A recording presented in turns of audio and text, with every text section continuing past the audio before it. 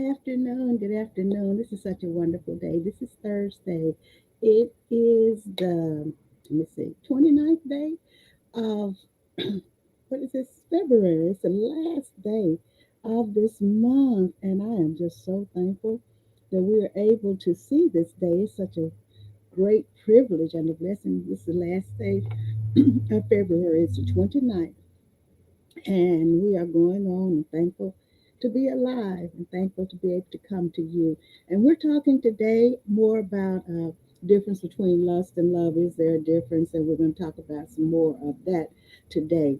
So I just want to say thank you so much again for being with me. I truly, truly appreciate you for being here with me today. You are special, you are awesome, and I am thankful for you. So I'm trying to get this set up here. Started dealing with it just a teeny bit late today, but I'm coming on. I'm coming on here. Here I am. Point of view is it lust or is it love? And what's the difference? And can love be mistaken for lust? So, dear God, as I sit before you to speak, I pray to you that my soul you will keep. And if I should die before I finish, I pray to you, dear God, in the name of Jesus, that any outstanding sins will be forgiven. Amen, amen, amen. So, lust or love is lust or love. We talked quite a lot about that the other day. I'll say I took over an hour talking about that. So I want to go back into this. I'm going into this very well mind. I was in, let me go back to here and go to where I was. What's the difference? Psychology today. Was I there? Did I finish psychology today? Because I was there, I was making a point and I said that I'm going to start there. So let me go there. And I have, uh, I want to say this that my classmate and my friend in Denison, Texas, Michael J. Braxton, is running for a seat in the Senate. And so I just want to say that I am so happy that he is running. I'm so happy to know him, and I want him to have success in it. And I did attempt to. I sent a message to his campaign email, but I haven't received a response yet. So, whoever can get someone on his team or him to contact me, I would like to interview him live about what his aim is, what his goals are, why he's running. And I want him to talk, and I want to give him time to talk about it before the election.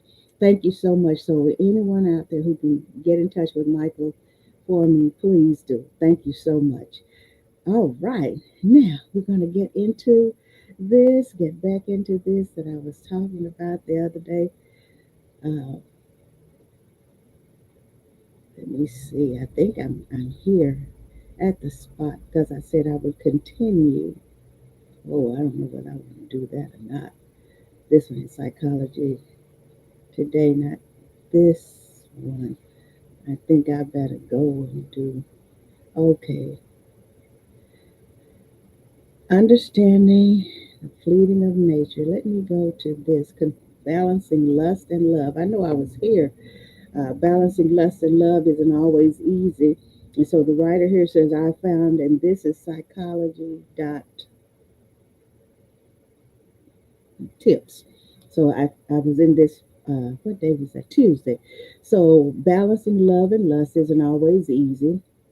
And she said, I found that it's a delicate dance of passion and profundity, a choreographed blend of physical attraction and emotional connection, but in the end, it's worth striving for. Remember, lust is transient. It's transient. it moves along, okay? It'll come on strong, but eventually ebb away. And I know I'm repeating this because I remember reading this the other day. So think of it like fireworks. It burns brightly. Talking about lust, momentarily illuminating the darkness before fading into nothingness. So it's talking about lust. It eventually fades if it's true lust, okay? It eventually fades. Thank you so much for being with me today. Thank you, thank you, thank you. So, love, on the other hand, is enduring. It doesn't just burn, it glows steadily, providing constant light and warmth even in the darkest times. So she said, don't get it wrong. She said, I'm not saying lust is bad or unnecessary. Quite contrary. Lust provides that initial spark, lights up our senses, and drives us towards potential partners. However, let's understand this, that lust's fleeting nature. You have to understand lust's fleeting nature, okay? Don't mistake intensity for longevity. These are some great points. And next, recognize when you're led by desire rather than deeper feelings. So we have so much to pay attention to just within ourselves and with ourselves so much.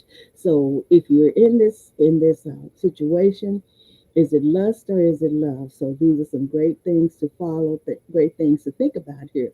So these pointers will help you stay firmly grounded while enjoying the passionate highs of new relationships. So when you balance these two powerful forces, lust and love, you create something incredibly special, or a relationship filled with excitement yet grounded in genuine affection and respect, a bond that can stand life's test. And so we have so many examples, don't we? One is my parents. Thank God for them. They stayed together until death did them part. Did yes, until death do you part. They stayed together. Thank you, God, and they were a great example to us. Even though some of us didn't stay there the whole time when we were married, but thank God for Elder Davis, we did until death did us part, until God called him into eternity. And I thank God for that 14 years and, let's see, 14 years and 3 months, I think. We were married to each other. I almost made 15 years. But hey, it seems like we're still married now. Still seems like it. I'm not saying that he's around or anything like that. I'm not saying that I'll be talking to him and having conversations and all that. Sometimes we think about it, so I'm not going to try to make any excuses for that, but I'm not going crazy, okay? All right. But I still think of him and I'm not attached to anyone else. So, hey, he might as well, hey, be in my thoughts. Thank God. Not constantly, but it's a healthy thing because you never forget the people that made your life happy or that contributed to you having a happier life. So striking this balance may seem challenging at first glance. Nonetheless, nonetheless, with patience, understanding, and yes, a healthy dose of both love and lust, it's more than possible to achieve. Oh, yes. So we have to make sure that everything's on an even keel, you know, not KIL. Lust and love. So now, talking about psychology today, going into that. Thank you so much for being with me today.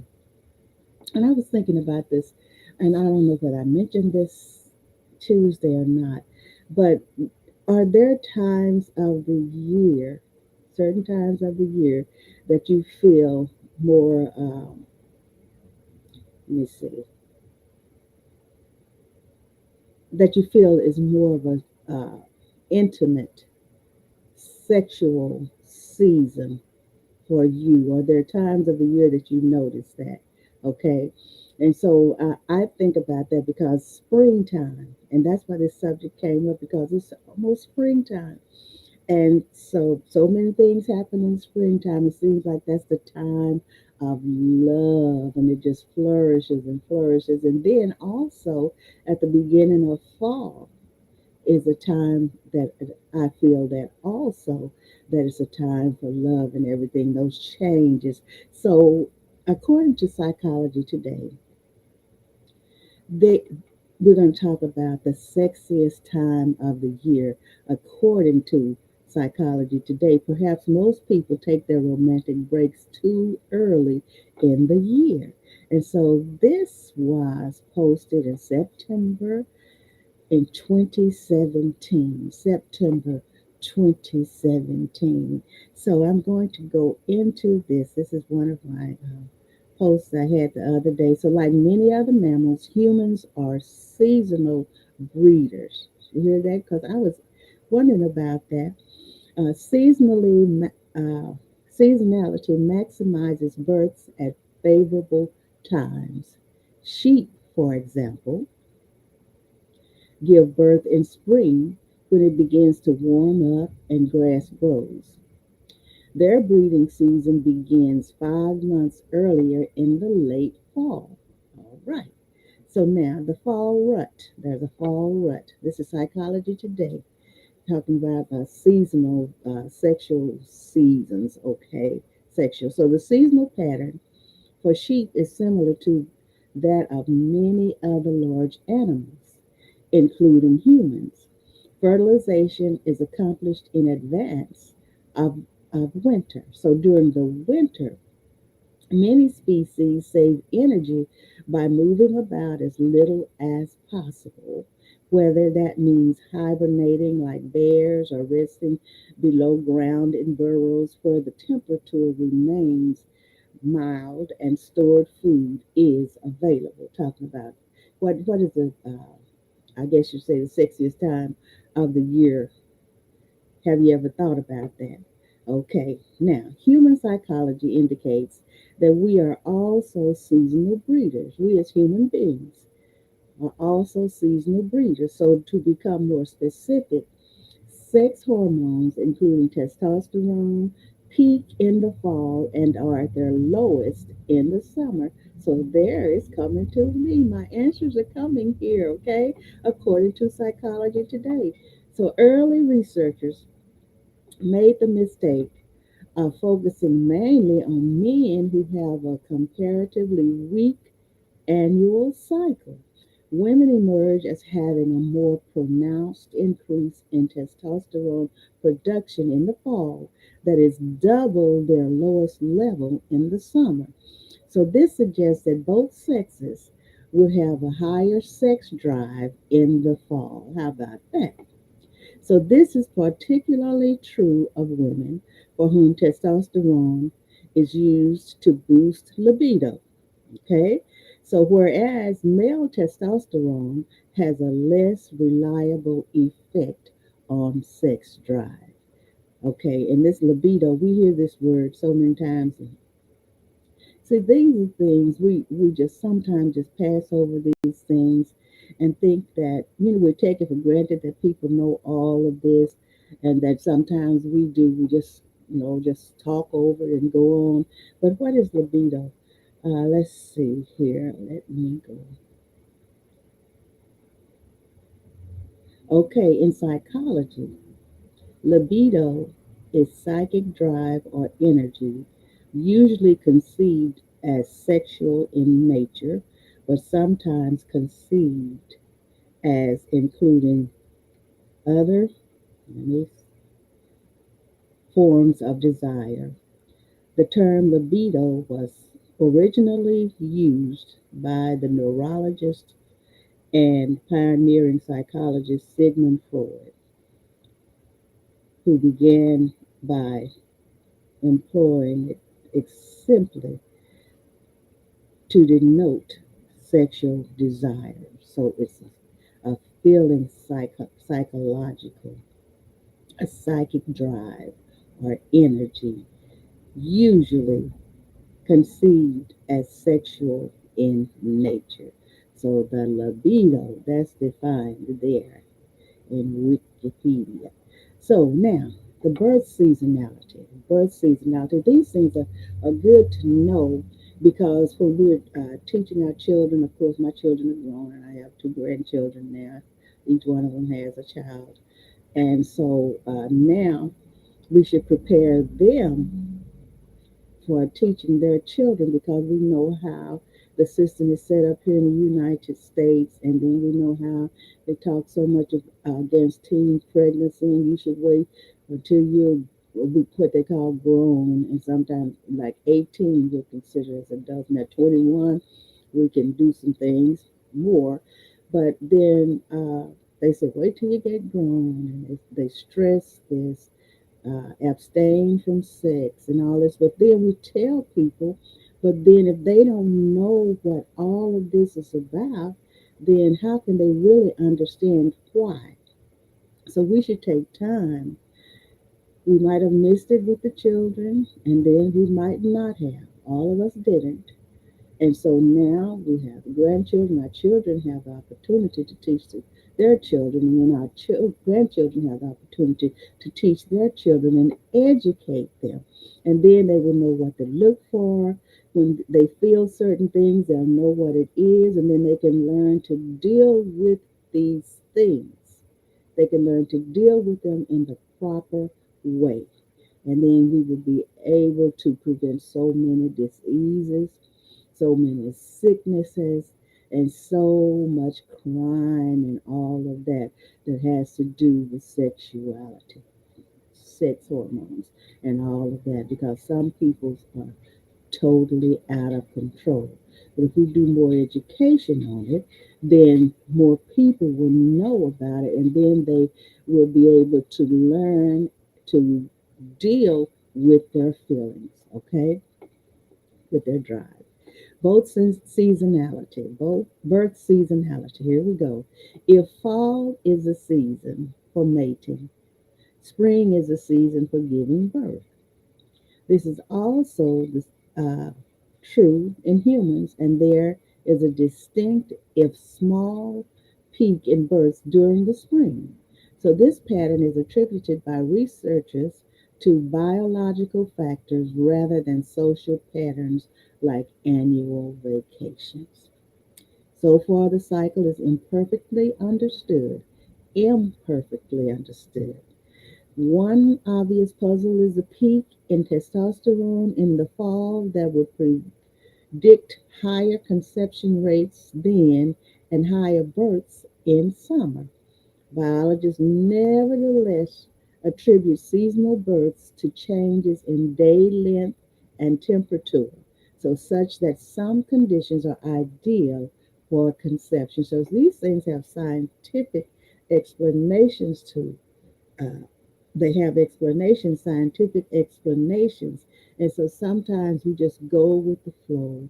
And but we need to educate ourselves more on these, and we can understand what's happening in our bodies, in our minds, and why these things happen because it has been explored, it has been experimented, it has been researched, and we can take this and use it to better ourselves and then help other people. Because when we better ourselves, then we can help better somebody else, okay? So, light, effects of day length, equinox, and latitude. This is all scientific. Hi, Elle. Thank you so much for being with me. Evidence from human reproductive psychology showed that when the length of day and night are equal, as at the fall equinox, conditions are optimal for fertilization to occur. So it's not known whether this is attributable to increased ovulation by women or a rise in sperm production by men or some combination of factors. So we're talking about lust and love. And now my question is, when is the most sexual time of the year? When do you feel? And you don't have to answer me. But then there are times of the year when we feel certain drives. And I know many people might not talk about this, but that's the problem. That's part of the problem today. We don't talk about it enough. And the thing is, talking about it, we can have a dignified conversation, we can have tasteful conversation, and nobody should ever be offended. But then culturally, we have been taught to suppress uh, feelings, suppress our expressing ourselves. But it's time to be more educated and learn about these things so that we can help the generations to come. Okay? Similarly, temperatures lingering mostly between 50 and 70 degrees Fahrenheit are optimal for fertilization, and that corresponds to the cooler fall weather in seasonal countries. So, one way of interpreting the seasonal effects on human fertility is in terms of the suppression of fertilization when it's very hot in midsummer or when it's very cold in winter. Very cold in winter. This is interesting to me. And our species evolved and spent most of its history close to the tropics, which of course is one season, and it's one reason that we lost our covering of thick body hair. How about that? Our species evolved and spent most of its history close to the tropics, which, of course, is one reason that we lost our covering of thick body hair. Under tropical conditions, humans are considerably more fertile than they are at higher latitudes where the climate is more seasonal. So the writers that I found that countries above 33 degrees latitude have total fertilities less than half that of nations at lower latitudes. My goodness. Wow. So of course reproductive physiology is just one factor, another being economic development, with the high latitude countries being more economically developed than those lying close to the equator. So this fertility difference is probably unrelated to sex drive because everything is not related to sex drive. Okay, so indeed, women in high latitude countries likely have a higher sex drive because female libido increases with economic development. Hmm, very interesting.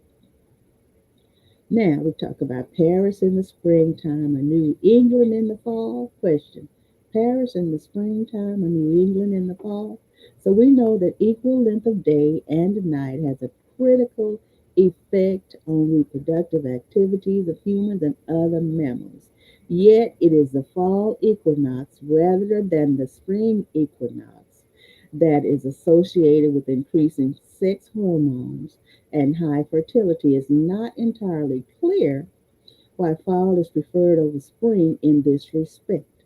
Yet there are at least two plausible biological explanations. So one is that with a long stretch of plentiful food, animals put on fat stores and are simply in better condition for breeding. So the other relates to temperature. At the spring equinox, it often remains quite chilly, and sexual ardor is accordingly chilled. The temperature, the season, the time, and all that. So forget about Paris in the springtime. So if you want the perfect context for a fertile, romantic interlude, go for New England in the fall. Wow. And she goes and she gives all of these where she got all this from. This is Psychology Today. And this, I say she, excuse me, Nigel Barber, PhD. It's, yeah, it's a man, and he has a piece that says Why Parents Matter and the Science of Romance. And that's what we need to teach more. And so now we're grandparents, and some of us are great grandparents. And so our children and the children's children can do what they need. And if we need to give a hand somehow and try to make up for what we might have missed or something like that because of our experiences in life, then we can do that also. So talking about that, I wanted to know about that because I told you spring and fall uh, were the times that I think about. That I think about. Okay, I've got another piece here. Another piece here. I've got to get this ad off of here though. Let me get this ad off. And I'm in Very Well Mind. You know, that's one of my favorite places. Very Well Mind. And so we're going to ask this question. And sometimes it seems like I'm going slow. But this point of view is educational, and we can add some entertainment in there too. But my main goal for point of view is so that I can learn more and then I can share more with others. And I know that there are people out there that already know some of this that I'm talking about, but then there are people who don't even take the time or think to take the time to research this and talk about different things. So I'm here to do that on Point of View. And Cleester, Eula, and Maritha are on their jobs, and I do miss them, and hopefully they'll be back one day with me. Am I in lust or love?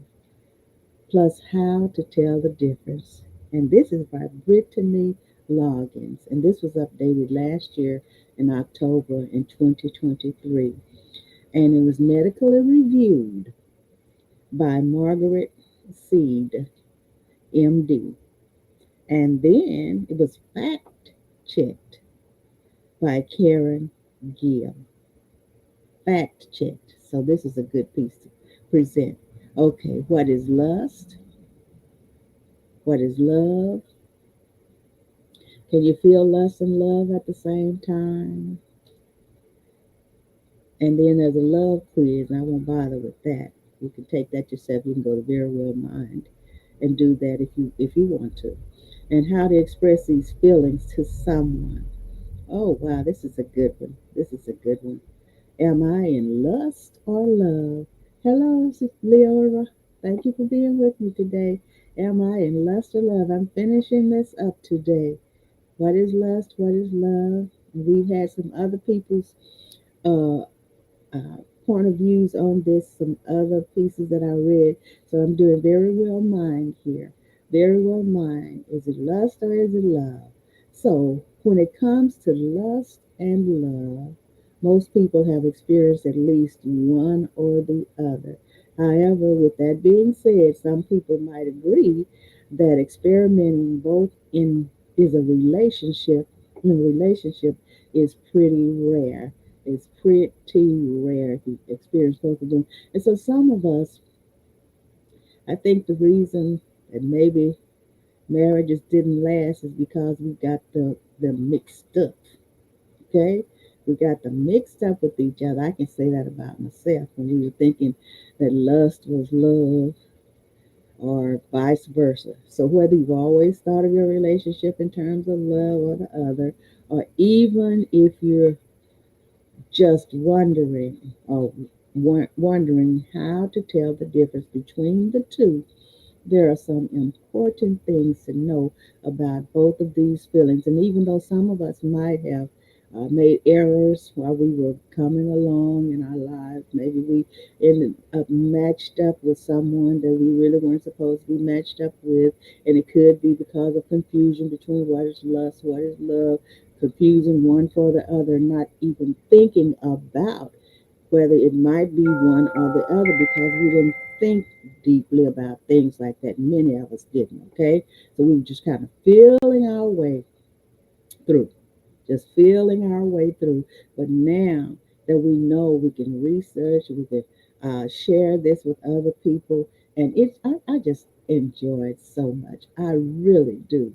We spoke with Sherry Benton, PhD, a practicing therapist and founder of the mental health platform TAO Connect, to find out more about these two feelings, what kind of meaning they carry in our personal lives. And I like this. Oh, I like this. While you're alone. My goodness. So, at a glance, here we go. Lust is completely normal biological feeling. Lust is a completely normal biological feeling. However, it is very different than love. Very different. This is according to Very Well Mind. And so, everybody that we talked about and we've used their pieces, they said the same thing, that lust and love are very different. It describes the desire for physical intimacy and refers to physical attraction. Love, on the other hand, is the feeling of wanting or needing to be with someone, caring about their happiness, and sharing personal thoughts and concerns with them.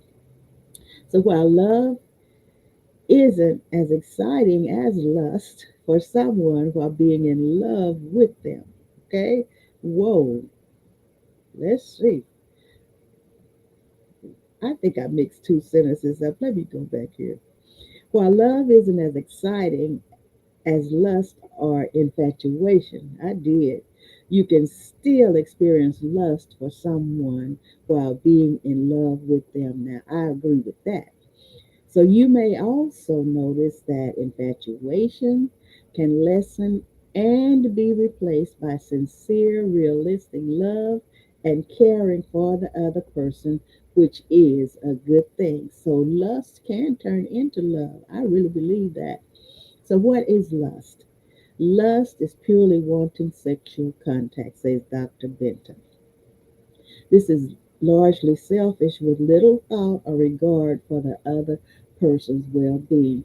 Now, okay, and what I said on Tuesday and what in some of my research, it's a part of life.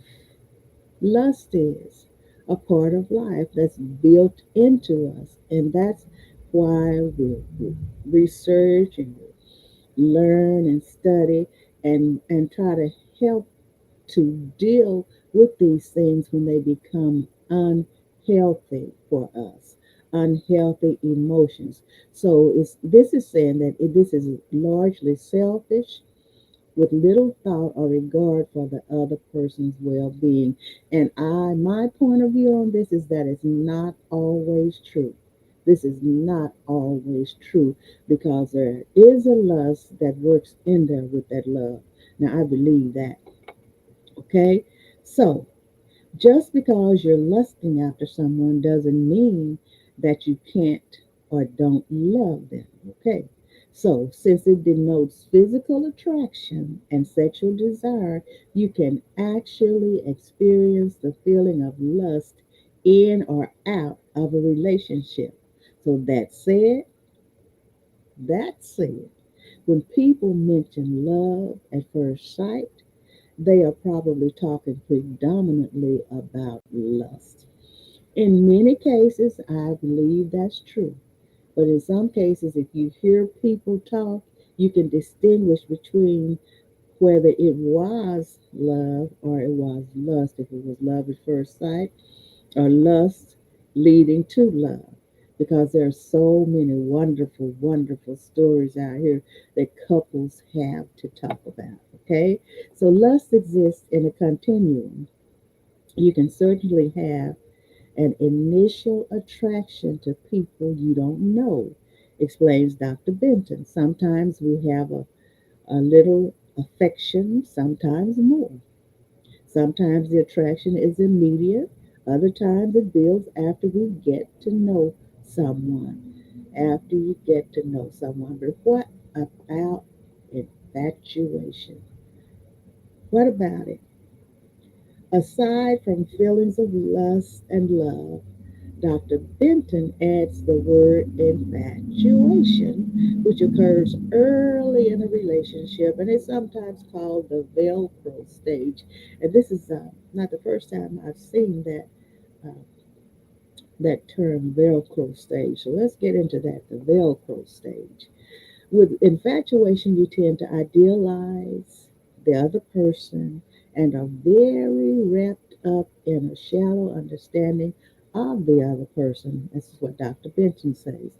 Infatuation can bring people together, and we know that to be a fact, but it rarely keeps people together. It rarely keeps people together, and I know all of us know that is a fact. That is a fact. So basically, infatuation is the weird in between phase of lust and love that most people experience as the fun stage of relationships before life kicks in and hard truths are realized. So what is love? Oh, very well mind is going to tell us what love is. Psychologists have long attempted different methods to measure and define love by studying couples with different backgrounds, attachment styles, among other personal attributes. And love will cover a multitude of faults. Don't we know about that?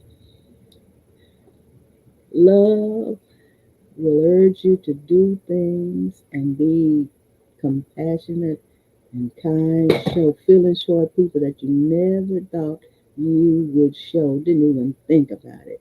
Love is strong. Love is strong, strong, strong, strong, strong. Thank God for love and His love for each and every one of us. However, psychologist Zig Rubin determined that romantic love is made up of three components. Here we go: attachment, caring, and intimacy. Put simply, these three words mean wanting or needing to be with someone, caring about their happiness, and sharing personal thoughts and concerns with them. Then Dr. Benton echoes these findings also. He said, love happens when a relationship has evolved into mutual caring and understanding, says Dr. Benton. With love, people are focused on fostering each other's well being and nurturing the relationship. It can be less exciting than lust or infatuation, but it lasts. And I want to tell you something. I've talked about this. I want to talk about except because when Elder Davis and I met, and even when we got married, I was not in love with him. Now he could have been in love with me, but we respected each other, mutually respected each other, and then our relationship grew into a loving relationship. We cared for each other, we respected each other, we were compassionate, and all of that when we got married. Because otherwise, if I wasn't ready to do that, I would not have gotten married to him. I wouldn't have gone through that because I don't want to make anybody miserable. Been through that, been through it. Okay, but thank God He put us together, and until Ella Davis left here, we loved each other. We learned to love each other. We respected each other even before we got married. And we were compassionate toward each other. And that's what made our marriage grow. And we had a loving marriage. I was happy. He was happy. And I thank God for that. But we weren't, I mean, he might have been in love, but we didn't know each other that long. But I was not in love with him. But I learned as the time went on to love him. But I did care for him. I did what the marriage calls for and all of that, and not begrudgingly, because I was happy to be married and to have someone that cared for me like he did. Okay? So it didn't start out like it lust because we had no dealings with each other sexually, any of that, until after we were married to each other. Because I had said to God, and I had to go back and repent to him because I said to him, you know how we flip sometimes on say little things. I said, God, if you want me to have a husband, would you just bring him and sit him in my lap? Hey. And then I thought about, I said, Lord, forgive me, please. But I didn't want to dating anybody anymore. I didn't want any of that. And I asked God, I said, if you were for me to have a husband, I mellowed myself out. And I said, would you send one out? I said, I believe I'm ready for a husband. That's what I said. And God sent Elder Davis to me. And we were married and we lived happily until he transitioned. And I thank God I'm still happy now. Even though he's transitioned into eternity, I'm still thankful because God put us together. And it wasn't because of lust, it wasn't love, it was because of a mutual respect that we had in the beginning for each other. And here I am today as my favorite grandson going through. Dr. Benton also explains that love isn't as much as an emotional high as infatuation. Okay, excuse me for just a few seconds here. Okay, just a few seconds.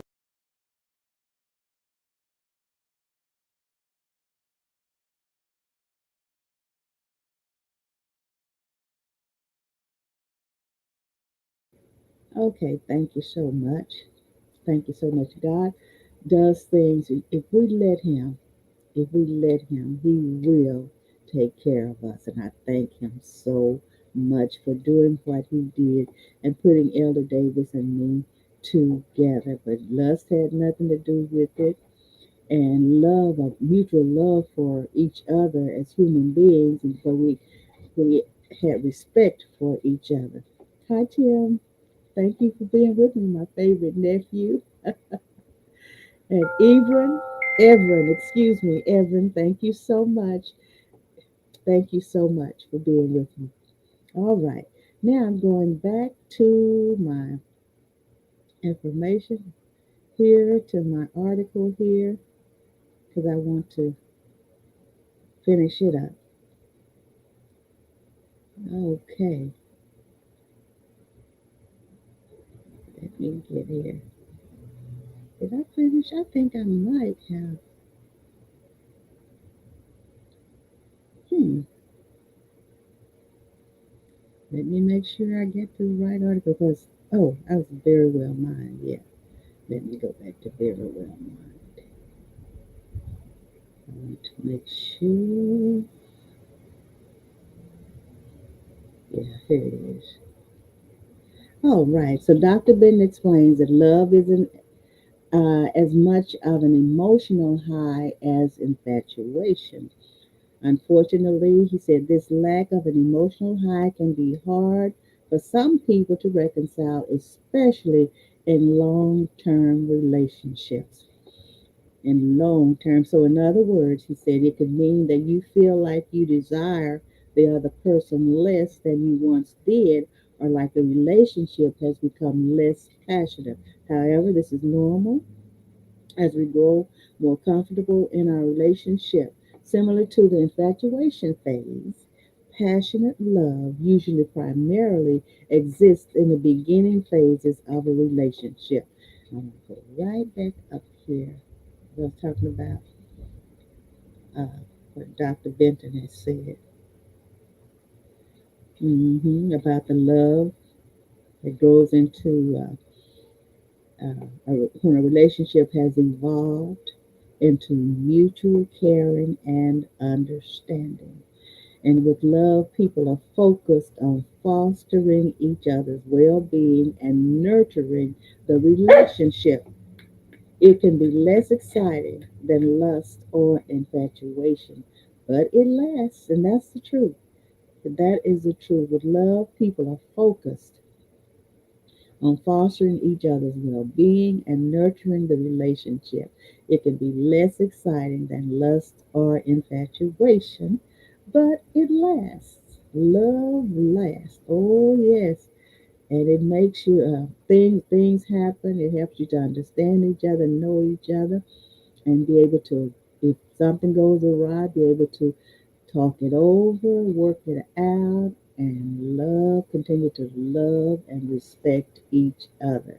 Because sometimes, things build up, and then finally you might have to just go ahead and do what you need to do in order to be happy. But many times it can be worked out, okay? So we have so many people that can testify to the fact that it can be worked out in many instances. So Dr. Benton also explains love isn't as much of an emotional high as infatuation. So in other words, it can mean you feel like you desire the other person less than you did, or like the relationship has become less passionate.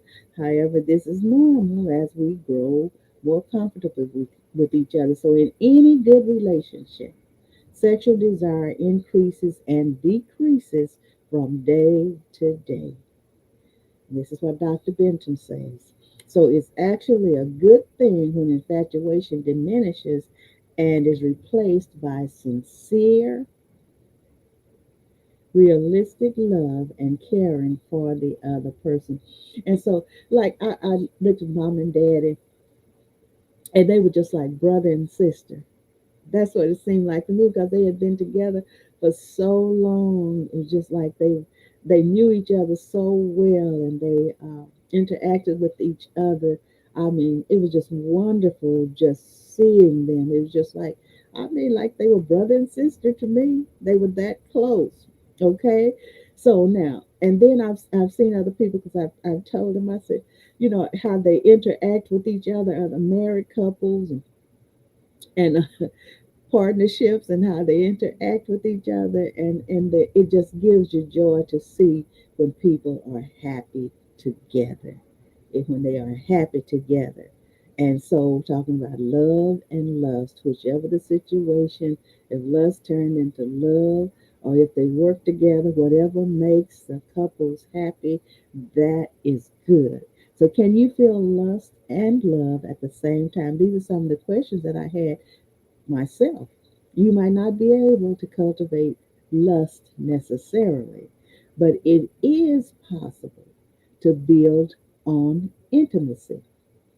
Since sexual desire will ebb and flow in long term relationships, it's more important to focus on keeping the relationship vibrant in other ways, because it's not just the sex you rely on. It's not that. I think that's a bonus. But just being able to have togetherness and love each other unconditionally and have a wonderful relationship. I just love it. Just sit and have conversations and just have a wonderful life together and have fun together. It's more important to focus on keeping the relationship vibrant in other ways, because that sex is not going to keep it going. Okay? So to do this, Dr. Benton suggests taking a long time just for yourselves as a couple. And so that's where some things just go awry because there's too many people crowding in, and some couples don't take the time to get away. And this is a great suggestion and a great thing to do. He suggests taking a long time away from your for yourselves as a couple. The beginnings of relationships are fun because you're getting to know all of this new information about a person. So while you may not be constantly learning new facts about your partner in a long term relationship, you can continually cultivate a deeper level of intimacy. So the goal is to continue being open and honest so that you continually build your bond on a foundation of trust, not just lust, not uh, just love. It could be a combination of the two, and then, but you've got to have that trust in there. Hello, Cleus. I love you. Thank you so much. I'm so happy to see you, sister. Okay, this goal is to continue to be open and honest, and this is very important in a relationship. We all know this. When we start clamming up on each other, not being open and honest, the relationship is in trouble. Okay? So, no amount of lust can keep it wholesome. It can't. Because if the love in there, I don't think you're fully loving a person when you stop trusting a person and stop sharing with that person and stop being concerned about that person's well being. And so something else is happening right then and there. So there will be new excitement in exploring a deeper connection with someone. And it certainly leads to something more lasting. So here's a love quiz, and I told you I won't be taking that love quiz, but you can. This is very well mined. Very well mined. So, how to express these feelings to someone? If you have these feelings, how do you express them? So, if you're in a position wherein you find yourself wanting to tell someone you're in love with them, and in the words of Dr. Benton, the relationship is appropriate and possible. Ooh, we. Now, those words are good to use over and over again. He said, if Dr. Benton says, in the words of Dr. Benton, the relationship is appropriate, and if it's appropriate and possible, go for it. So while the fear of rejection and rejection itself and real concerns, it's important to express your feelings if it's proper and if it's possible. So if you want to express lustful feelings towards someone, prioritize honesty. You hear that? That's talking about trust. Once you've told the person that you feel attracted to them in this way, move on to prioritizing content. Affirmatively, if you're in a relationship and you find yourself after lusting after someone else, if at all possible, tell your partner the truth so that the two of you together can decide your comfort levels in terms of acting on it. Now, I believe this is where the genuine love comes in.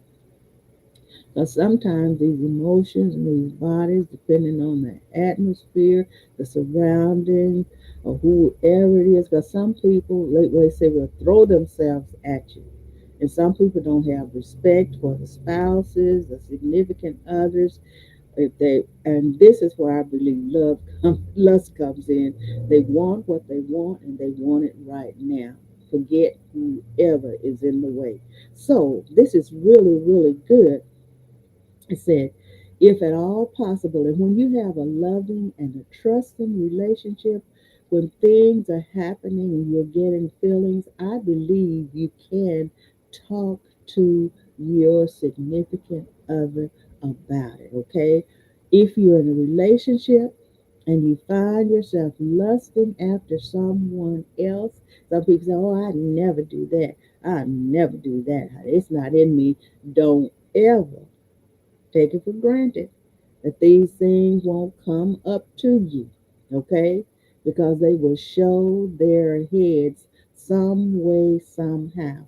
So, if at all possible, tell your partner the truth so that the two of you together can decide your comfort levels in terms of acting on it, okay? So, keep in mind, while both lust and love can cause stress, it's important to remember that these emotions are normal. And so these articles tell us lust and love are normal emotions. These are emotions that are built within us, okay? But we have to be able to know how to control them, how to be moderate and be moderate in everything. Don't let these things get out of hand because that's why we need these educational pieces. We need this research. We need these scientific studies so they can help us out and let us know that we can deal with these feelings whichever way they come and go. Okay? So while both lust and love can cause stress, it's important to remember that these emotions are normal and everyone is learning how to navigate them. So while it may not be easy sometimes to tell someone how you really feel about them, try to prioritize honesty even if you mostly feel physically attracted to someone. Also remember that it's okay not to constantly experience the butterflies that are typically associated with a relationship's beginning stages. So getting to the point of love takes work. So to reach the stage of love, you need to take the time to build a connection with someone. So while it may not always feel like a head rush, deeper levels of intimacy are always rewarding. Always. So, Brittany Loggins is a health and lifestyle writer and former staffer at Today on NBC and CBS News. She's also contributed to dozens of magazines. So, I'm finishing this up talking about this lust and this love. And during this time of the year, the spring is coming around and there are things that we probably need to talk to the children or grandchildren, whoever about this. And we ourselves, many of us older people need this. Oh, yes, we do. Sometimes we have feelings and we have thoughts that come into our minds and we wonder, why is this? Now, I wasn't thinking about that. Why is this coming into my mind? But we can learn because there's so much out here that we can pull up and study about, okay? So, thank you so much for being with me today. And I want to tell you that I really, really appreciate you, even though I say it over and over again. Thank you so much for being here with me on Point of View. And God willing, I will be here on Saturday at 7:39 p.m. and on Sunday morning at 7 a.m. with Greater Gospel Temple and Inspiration of God Ministries. So you have a wonderful, wonderful, wonderful day. And so this is the last day of Heritage Month, African American Heritage Month. And so many people have been celebrating, and I'm celebrating too. And I'm thankful for my family. I'm thankful for all of the friends and acquaintances. We have a lot of her stories and his stories, okay, that we can reflect on and that we can share with each other. So enjoy the remainder of your day. I truly appreciate you for being here. And God willing, be with me on Tuesday. Hey, I'm right on time, huh? I love you. Thank you so much. And please, if anybody can get in touch with Michael Braxton or his team, please have them to contact me. Thank you so much.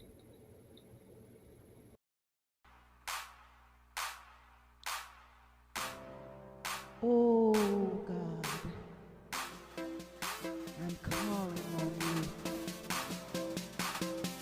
Oh God, I'm enlisting the saints to pray. Can you hear me? Can you feel it? Can you hear it? Can you feel it?